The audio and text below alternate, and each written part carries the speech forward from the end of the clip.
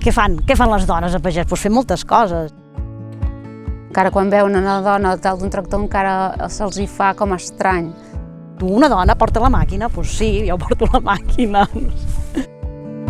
Sí que se'n parla molt de que hi ha d'haver una igualtat, però quan és les accions del dia a dia veus que encara hi ha molta inferioritat amb la dona, La dona hi ha sigut sempre i crec que ja és hora de que ens donem visibilitat i de que se'ns doni les mateixes oportunitats que els homes han tingut fins ara.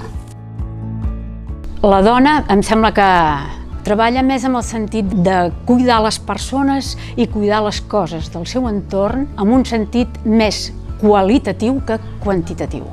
I això penso que s'ha de preservar. Jo crec que sí, que hi haurà cada cop més dones que aniran treballant en aquest sector, tot i que és un sector que difícilment et guanyes la vida ara.